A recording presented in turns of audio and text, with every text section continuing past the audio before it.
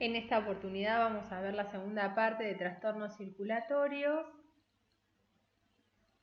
y dentro de estos trastornos vamos a ver, en la clase anterior ustedes vieron algunas de las alteraciones de la hemostasia, como eran la hemorragia, y en esta oportunidad vamos a ver una alteración, una exacerbación de la hemostasia que conduce a la formación de un trombo, es decir, vamos a ver la trombosis. ¿Qué es la trombosis? Es el proceso de formación de un trombo. Es un proceso patológico que se considera como una expresión anormal o exagerada de los mecanismos de la hemostasia. De aquí tenemos entonces que definir qué es un trombo. Un trombo se considera una masa anormal de sangre coagulada adherida a la pared en el lecho vascular.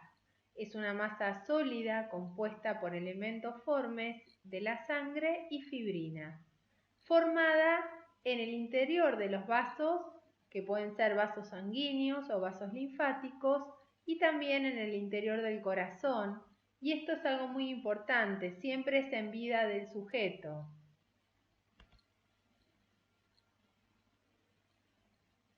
Hace años atrás, Virchow, el padre de la patología, ha descrito los 3 factores determinantes para que se desencadene una trombosis.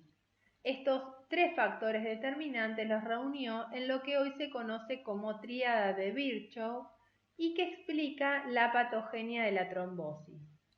Estos 3 factores son, por un lado, la injuria endotelial. La injuria endotelial es un factor determinante muy importante y es el que mayor peso tiene de los 3 factores. Por otro lado, trastornos hemodinámicos, que hace referencia a una alteración en el flujo laminar normal de la sangre debido a diferentes situaciones que alteran ese flujo. Y por otro lado, una hipercoagulabilidad sanguínea, es decir, que la sangre, por diferentes circunstancias que en unos minutos les voy a mostrar, se vuelve más hipercoagulable. Vemos cómo se interrelacionan estos 3 factores determinantes. La injuria endotelial predispone a una hipercoagulabilidad, es decir, el endotelio activado hace que secrete más factores procoagulantes.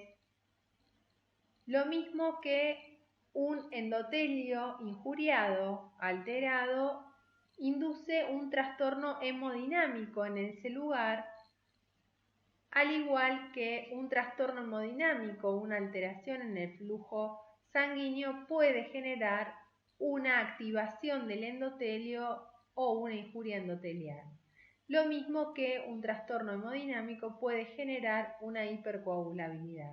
Ustedes pueden ver en general cómo interactúan y uno puede traer aparejado o ser la consecuencia del otro.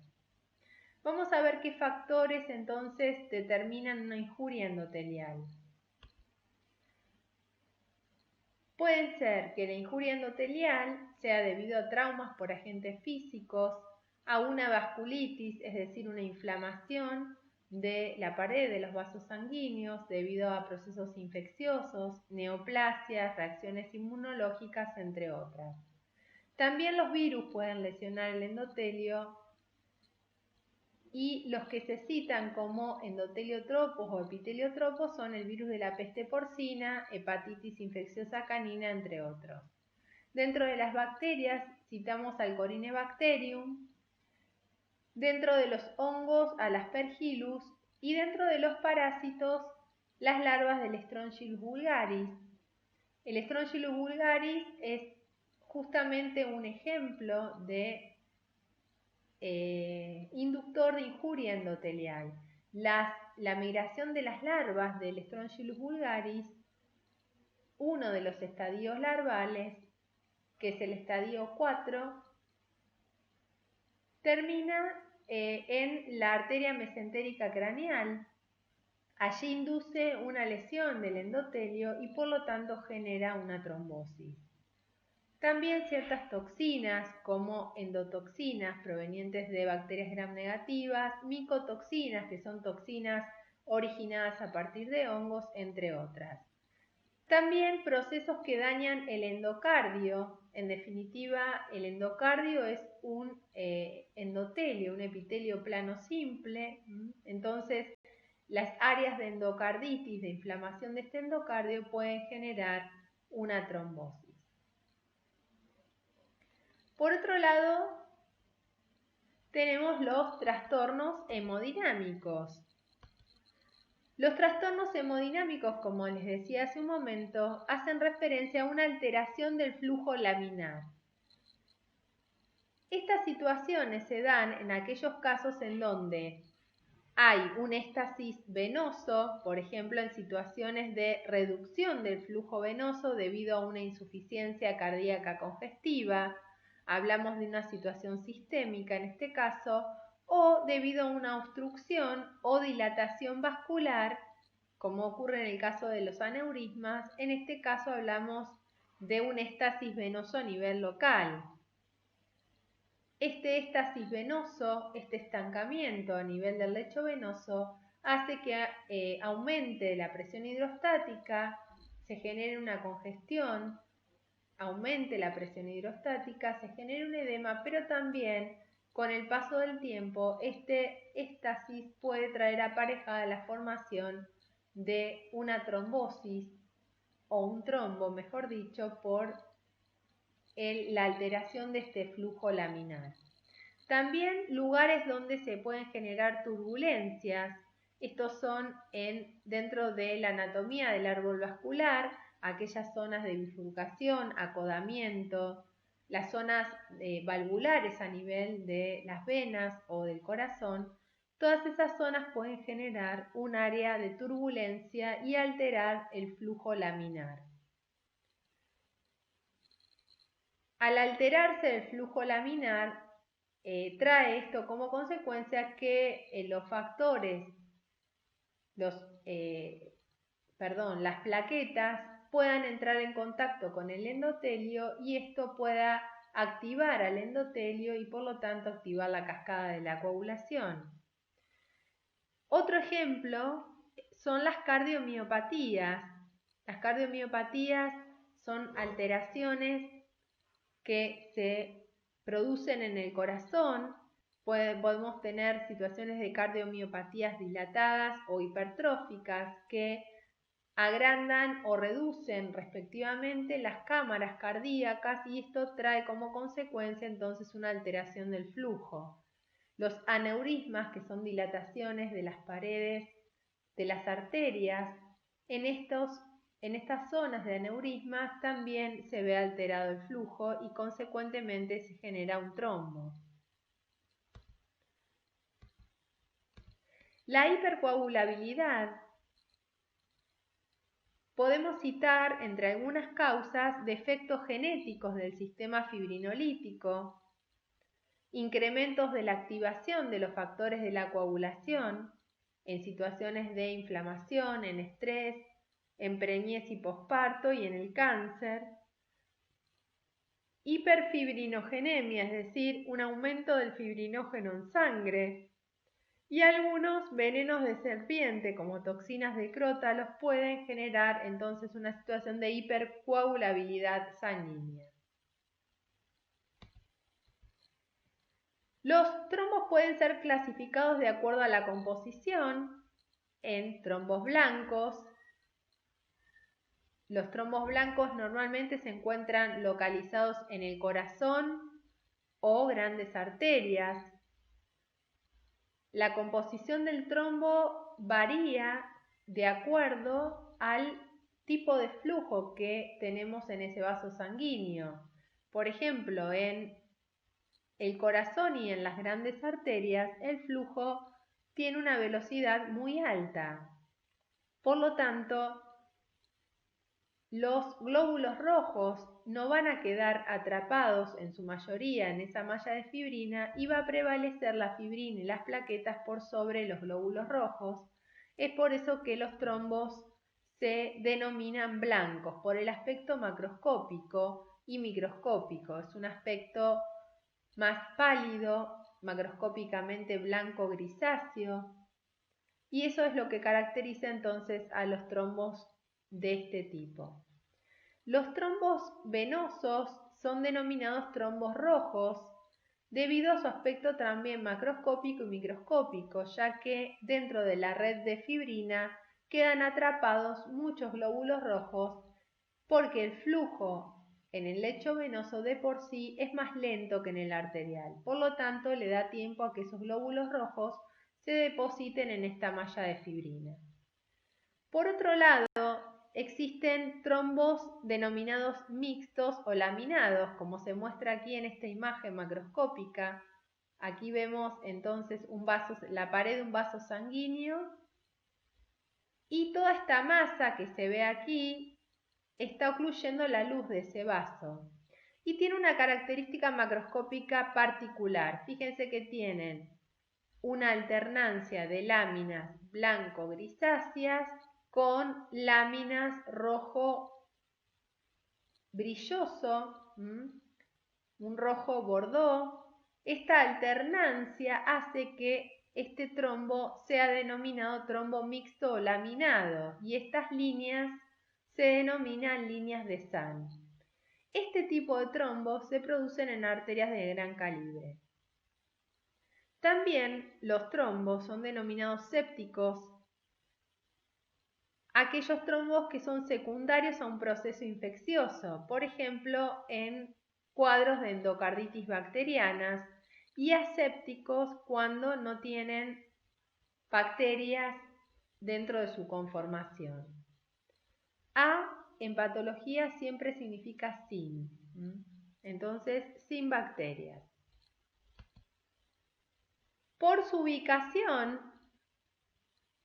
los trombos pueden ser arteriales, también son denominados arteriotrombos, pueden ser venosos o también denominados flebotrombos, linfáticos y cardíacos.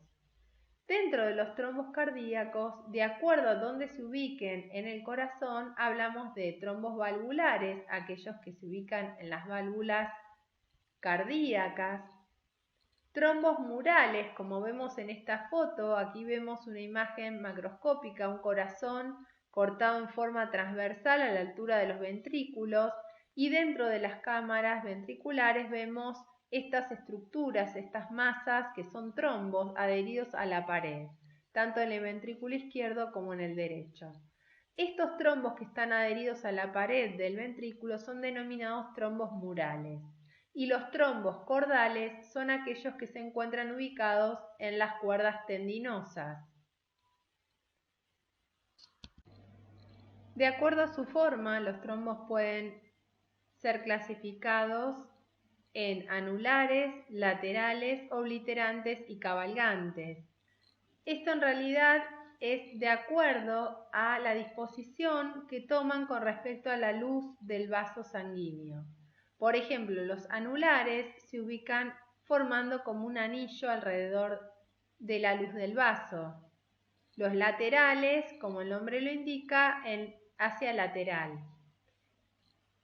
Están recostados en un lateral del vaso sanguíneo. Los obliterantes, como su nombre lo indica, obliteran, obstruyen, obstaculizan toda la luz del vaso. Y los cabalgantes también se conocen por la forma que adoptan trombos en silla de montar. Se forman en aquellas áreas de bifurcación en donde se originan a partir de esa área de bifurcación y se extienden hacia las ramas de esa bifurcación, generando un aspecto de silla de montar. ¿Cuáles son los destinos de un trombo o las formas de terminación de un trombo una vez instalado en el organismo? Esto va a depender básicamente de qué camino tome el organismo para resolver la presencia de este trombo. Va a depender básicamente del tamaño del trombo. Puede ser que haya una resolución total, es decir, a partir de la activación del sistema fibrinolítico, que ese trombo se disuelva. En esos casos se ocurren normalmente ante situaciones de un trombo pequeño, o que ese trombo se organice como se ve en esta imagen microscópica. Aquí tenemos la pared de un vaso sanguíneo. Aquí vemos una masa, un trombo que se podría decir obliterante, prácticamente obstruye toda la luz del vaso sanguíneo. Esta es la luz del vaso que queda reducida a una semiluna muy finita. Entonces, el proceso de organización consiste en que este trombo origina una respuesta inflamatoria que proviene de la pared del vaso, de la propia pared del vaso. Esta respuesta inflamatoria hace que los macrófagos puedan remover todos estos componentes del trombo y a su vez ingresan fibroblastos que comienzan a depositar tejido conjuntivo. También a partir de los macrófagos y de las plaquetas se liberan factores de crecimiento que no solo llaman a los fibroblastos o activan a los fibroblastos para que ingresen en la masa del trombo, sino que también activan un proceso que se llama neovascularización, es decir, aquí se van a formar, y de hecho ya se observan estos espacios vacíos como si fueran grietas en la masa del trombo. En la foto del lado derecho se ven mejor, con un mayor aumento. Estos son todos vasos en neoformación. Esto es lo que se conoce como proceso de canalización. Se trata de horadar, de generar entonces cavidades en la masa del trombo para que de alguna forma el flujo sanguíneo pueda ser restablecido, a pesar de que este trombo es tan grande que no va a poder restablecerse obviamente un flujo normal. La endotelización hace referencia a que el endotelio, en ciertas circunstancias, el endotelio vascular de la túnica íntima del vaso, puede recubrir por fuera la masa del trombo. Esto es con la finalidad de tratar de aislar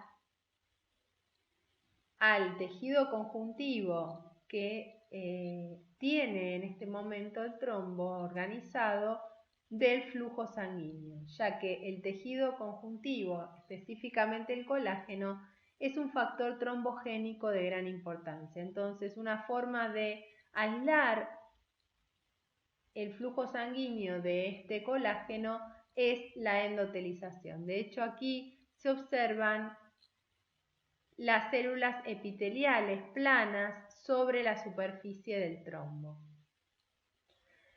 El otro destino posible es la propagación, es decir, el crecimiento del trombo. Yo aquí hice un gráfico representando las paredes de un vaso sanguíneo en un corte longitudinal y lo que se ve aquí es un trombo. Este trombo puede crecer en tal magnitud que se pueden llegar a identificar tres porciones bien distinguibles. Una porción que es la cabeza del trombo, que es lo que está adherido a la pared, un cuerpo y una cola. La porción más inestable es la de la cola, ya que las flechas indican el flujo y la dirección de la sangre justamente.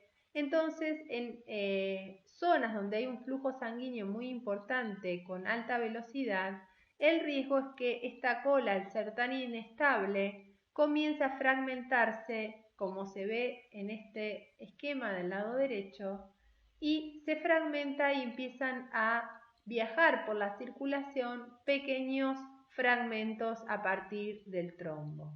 Esto se denomina embolización. Estas masas que se observan aquí desprendidas a partir del trombo se denominan émbolos.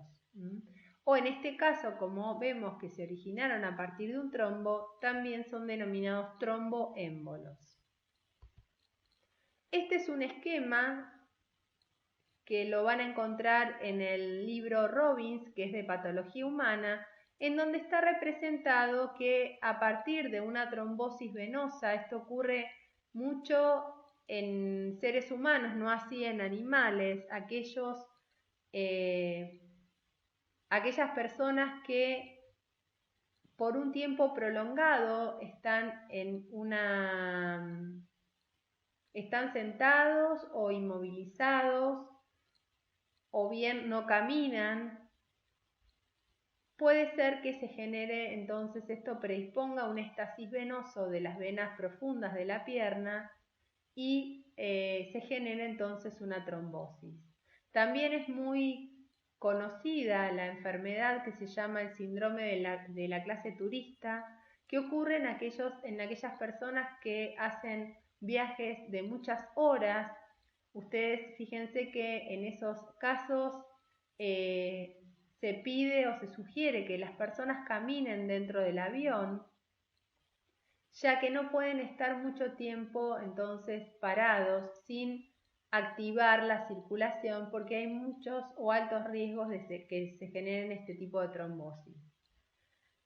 Este cuadro resume un poco lo que les venía hablando de los destinos del trombo, pero aquí lo interesante o lo terrible, digamos que el destino más probable de estas trombosis venosas que se producen en las piernas de estas personas se desencadene a partir de las mismas una embolia a nivel pulmonar con un infarto consecuente. Entonces, vamos a ver cuáles son realmente las trombosis frecuentes en los animales. Tenemos las trombosis en las arterias mesentéricas craneales del equino, como les decía anteriormente, producidas por Strongylus vulgaris.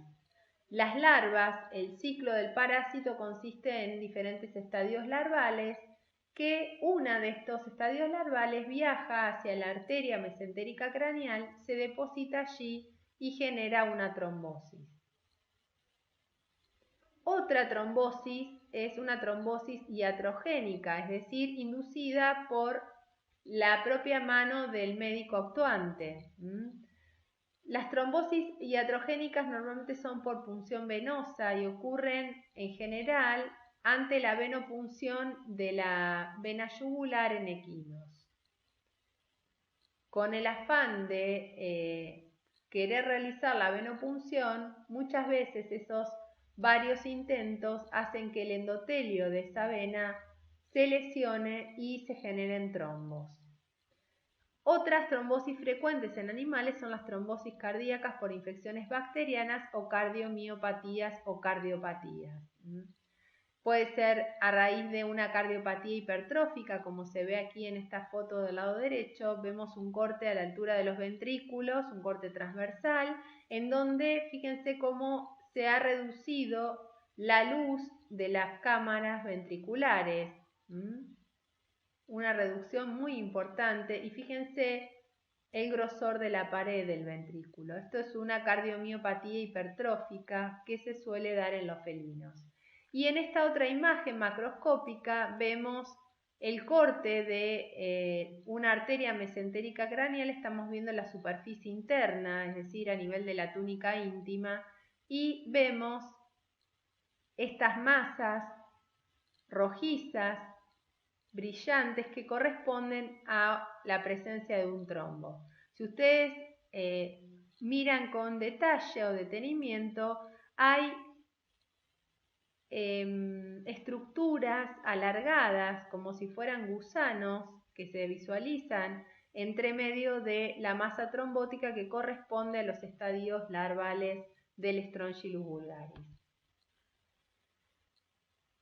En el momento que nos enfrentamos para hacer una necropsia y observamos el lecho vascular en el animal, tenemos que estar preparados para determinar si lo que encontramos dentro de ese lecho vascular es un trombo o un coágulo cruórico, o también denominado coágulo post-mortem.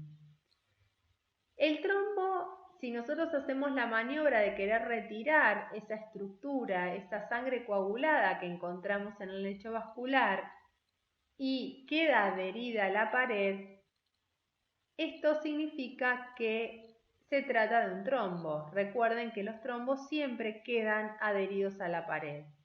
No así el coágulo cruórico. El coágulo post-mortem no se adhiere a la pared. Eso es un dato muy determinante para diferenciar si esa masa coagulada que encontramos en el lecho vascular se trata de un trombo o un coágulo cruórico. Y después hay otros aspectos también a tener en cuenta, como por ejemplo el color. En el trombo el color es más rojo grisáceo, es opaco. Con respecto al coágulo cruórico, el color es más rojo grosella y es brillante, como se observa aquí en esta imagen.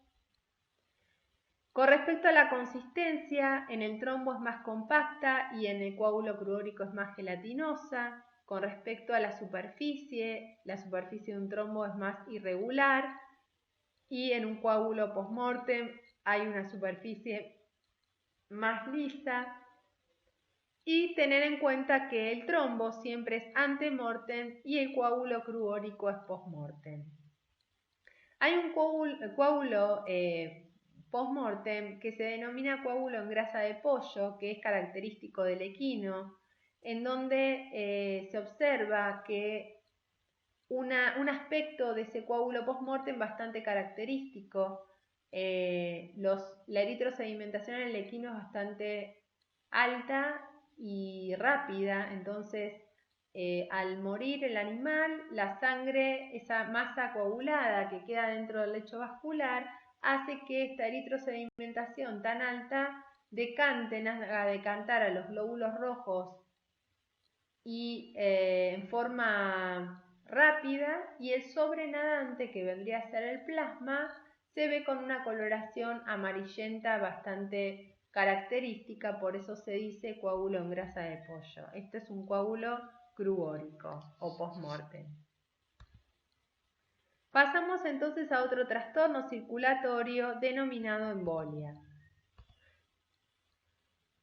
¿Qué es un émbolo en primer lugar? Vamos a definir émbolo como una masa intravascular sólida, líquida o gaseosa transportada por la sangre desde un sitio de origen hacia otro, con la amenaza de producirse una obstrucción al reducirse el diámetro vascular. ¿Qué es la embolia? La embolia es un proceso y es el proceso de transporte de émbolos desde el lugar de origen a un sitio distante en la circulación y la obstrucción vascular que ellos generan. Hay diferentes tipos de émbolos. Los tromboémbolos, como les mencionaba anteriormente, dentro de los tromboémbolos tenemos los tromboémbolos venosos, arteriales y cardíacos.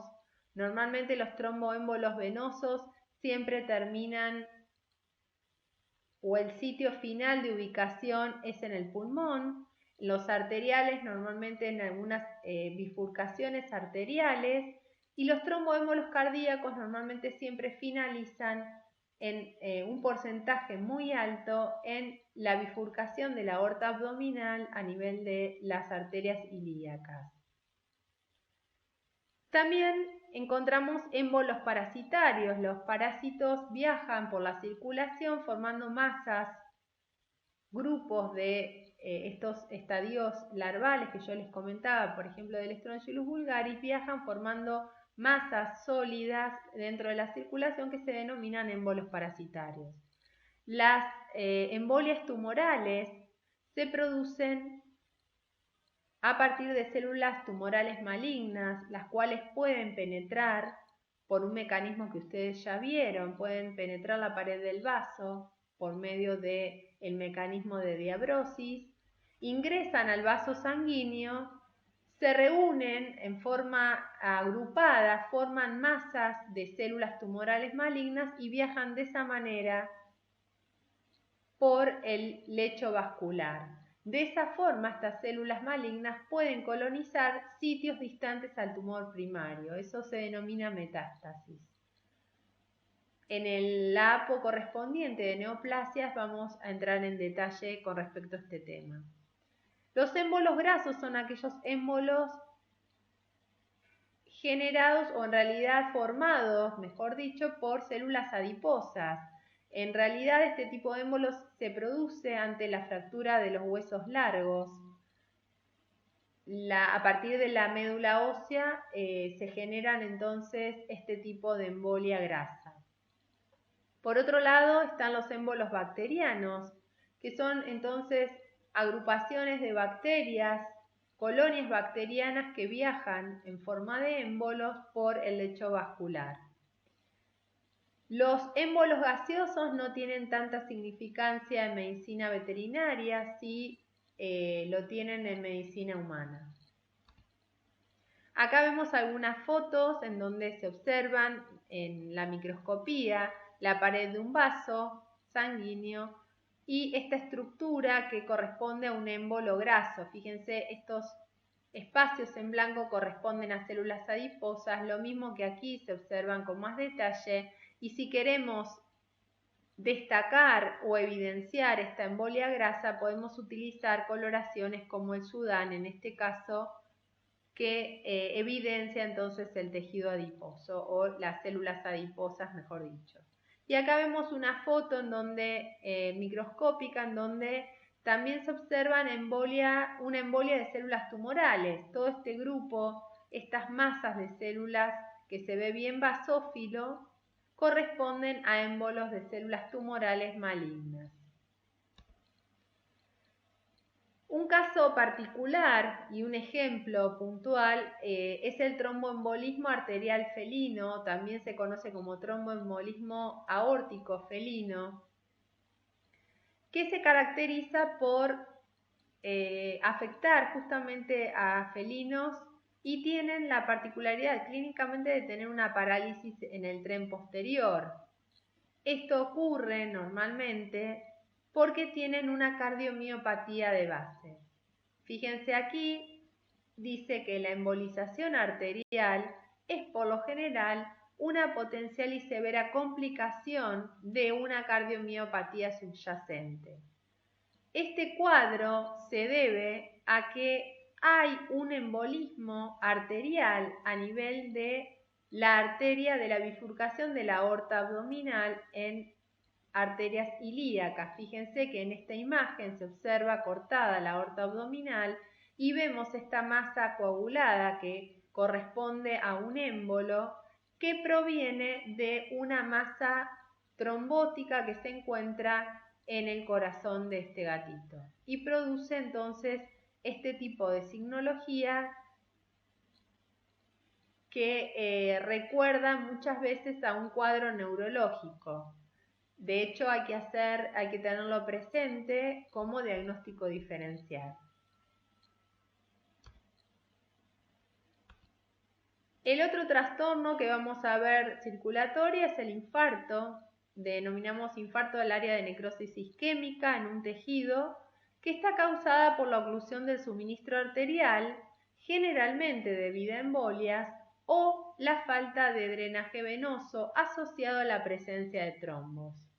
¿Cuáles son los factores determinantes de un infarto? En primer lugar, el tipo de tejido afectado. No todos los tejidos son igualmente susceptibles a la isquemia, ¿sí? La gran susceptibilidad a la isquemia la tienen el sistema nervioso central y el corazón. También tenemos que tener en cuenta el tipo de circulación sanguínea. Una circulación, si el órgano tiene una circulación sistémica terminal, estamos hablando de que hay un tronco principal que abastece ese tejido. No hay colaterales. Una circulación terminal funcional hace referencia a que muchos órganos, a pesar de tener una circulación colateral y doble circulación, se comportan ante la isquemia como si fuera una circulación terminal. Por eso se denomina terminal funcional. Es decir, esos tejidos se comportan como si tuvieran un solo tronco vascular abasteciendo ese tejido, ya que son muy susceptibles a la hipoxia. Entonces, esa susceptibilidad hace que entren en esta clasificación de terminal funcional. Después está la circulación colateral, que hace referencia a un tronco principal y sus ramas, anastomosis, hay muchas colaterales. La doble circulación hace referencia a una circulación funcional y nutricia. El caso o el ejemplo bastante conocido es el hepático. El hígado normalmente tiene una circulación funcional, que es la arteria hepática, y una circulación nutricia, que es la vena porta. Entonces, ahora vamos a clasificar los infartos. En líneas generales, todos los infartos al inicio son rojos y después, de acuerdo al tipo de circulación que tienen o la susceptibilidad a la isquemia, se van a clasificar en blancos o rojos. Los infartos blancos generalmente se producen por obstrucción en órganos que tienen una circulación terminal o terminal funcional. Son ejemplo de ellos el riñón, el corazón, el cerebro y el bazo. Los infartos de tipo rojo ocurren en aquellos órganos con doble circulación o circulación colateral y generalmente ocurren por una obstrucción venosa. Son un ejemplo el intestino, el pulmón y en general órganos del tracto gastrointestinal. Según el grado de contaminación, si estos infartos están contaminados o están colonizados por bacterias, se hablará de infartos sépticos, o si no lo están, de infartos asépticos. Según el tipo de vaso ocluido, podemos hablar de infarto arterial, generalmente asociado a embolias, o infartos venosos, generalmente asociado a trombosis.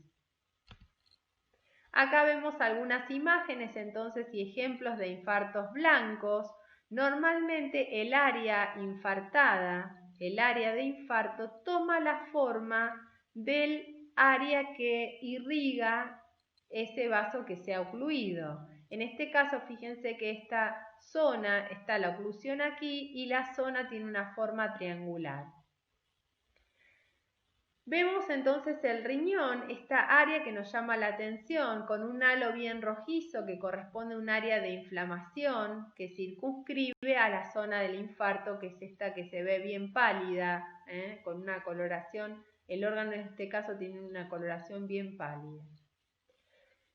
Vemos acá el cerebro en un corte transversal, diferentes cortes transversales, y estas áreas también que nos llaman la atención, que corresponden a las áreas infartadas. Fíjense que aquí vemos áreas de color rojizo, probablemente estemos en la primera instancia del infarto, ya que este infarto habíamos dicho que es de tipo un infarto blanco. Y acá vemos dos áreas infartadas en un vaso que tienen diferentes estadios de evolución.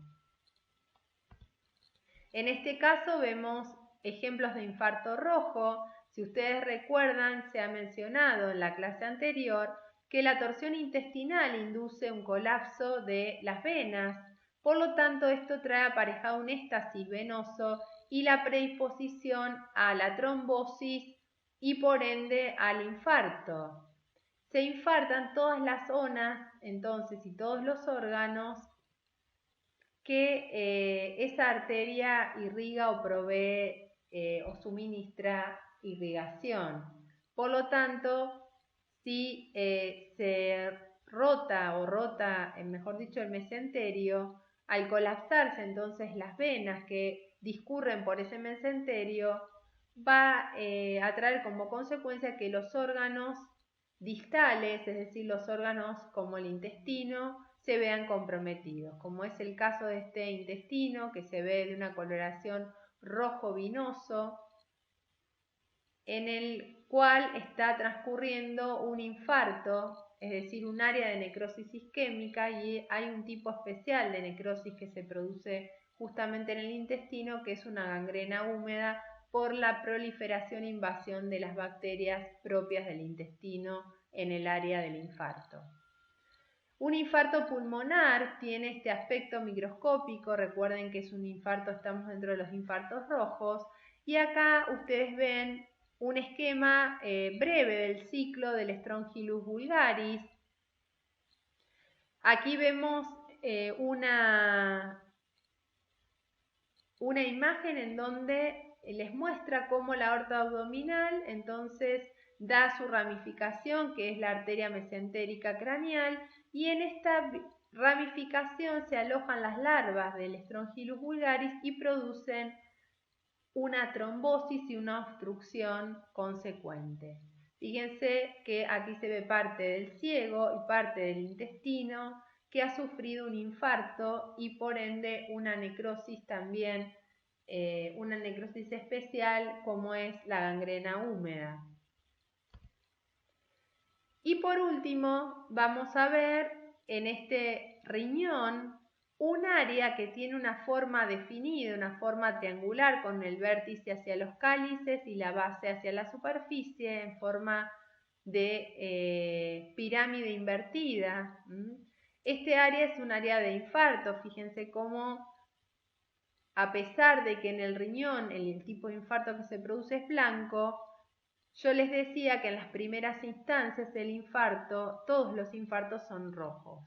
Vemos aquí entonces cómo el área infartada está enrojecida, seguramente se ha producido o justamente se ha hecho la necropsia, se ha hecho el corte de este órgano cuando el animal inicialmente se ha infartado, este órgano en realidad en particular. Fíjense, este área de necrosis en definitiva produce una tumefacción celular general. Fíjense cómo se observa una tumefacción y un abultamiento de la zona del infarto hacia la superficie. Aquí vemos una imagen microscópica del área infartada que está marcada con el número 1, la respuesta inflamatoria que delimita la zona del infarto y una zona de hiperemia que está marcado con el número 3. La mayoría de las imágenes son obtenidas las imágenes de patología veterinaria son obtenidas a partir de la página que figuran los links aquí y son obtenidas por el profesor John King.